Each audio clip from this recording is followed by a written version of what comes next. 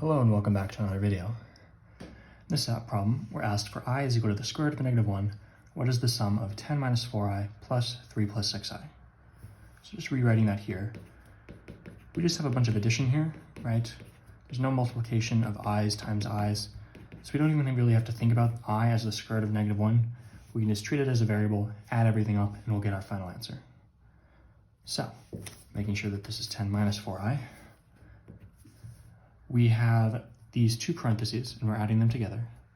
And the first thing we have to do is drop the parentheses. And if we had a coefficient in front of one of the parentheses, or there was a minus sign in front of one of the parentheses, we'd have to do some distributing, right? If there was a 4 here, we'd have to distribute, or -4, we'd have to distribute. But we don't have that. All we have is this parentheses plus this parentheses, so we can just drop it and say this is equal to 10 minus 4i plus 3 plus 6i.